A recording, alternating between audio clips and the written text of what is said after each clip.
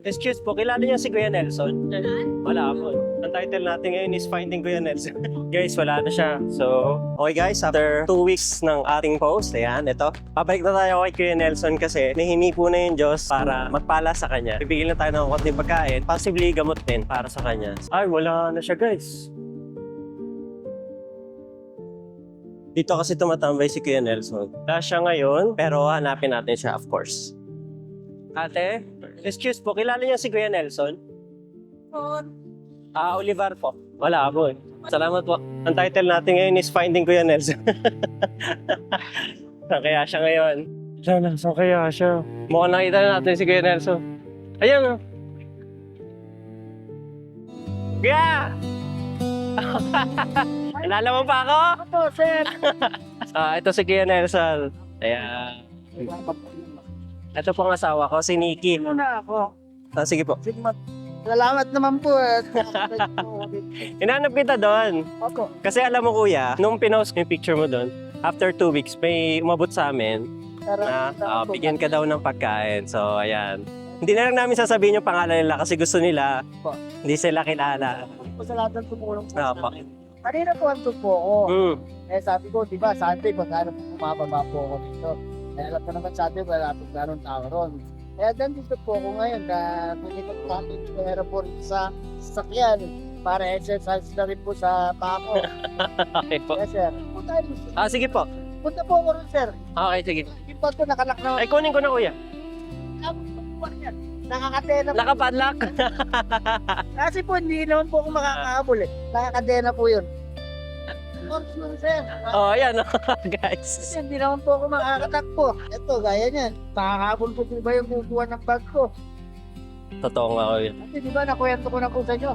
Ilang beses na po ako yung nagawa ng bag. Diyan po ma'am, kontot na po ako patagasaan po ng taxi. Dahil nga po yung paglakad-lakad ko po. Ma'am, yan o. Ma'am, huwag ka pong tatawag.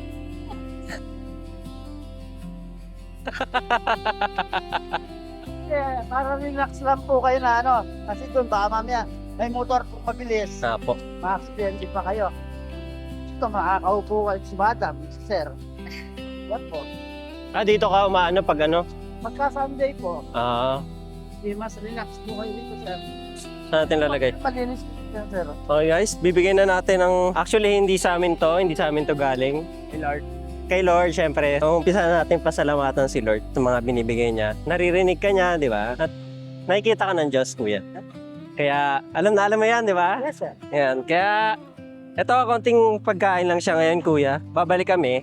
Apo. So, itong iyong hapunan, prutas, ito po, kanin.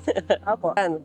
Babalik kami mamaya, kuya. Tapos, pengin nung reseta para bibili kami. Ang daming padlock, guys. Doon po, di ba sinabi ko naman sa inyo, sir, yung tirang ko po ron, nakakadena rin po lahat ng ano. Sa waiting shed? Apo. Ano po talaga ako, sir? Pagkain, sa labas, lahat para akong anak mayaman. Labas po ako natutulog. Sige, kuya.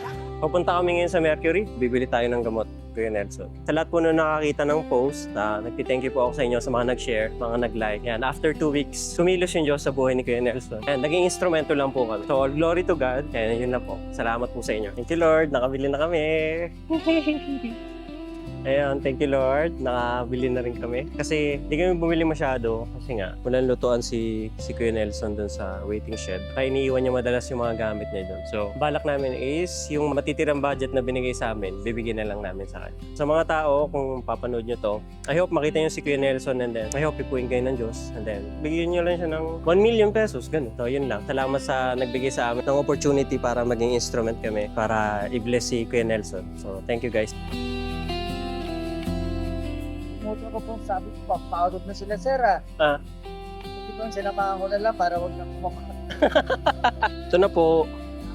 Pagpamahal ng Panginoon. Yes po. Salamat po, Lord. Si Lord lang. Yes. Siyempre, siya po lagi po Apo. na. Ilapit na po kayo na naman sa akin po rito. Yes po, totoo. Sa totoo lang, alam niyo naman, kailangan po lagi kasama. Sa araw at gabi, pagkagising ko, matulog, siya lagi. Gagaya po ngayon, nilapit na po kayo sa akin para punta po. God bless, sir. Sige po. All glory to God alone. Yan. Bye-bye.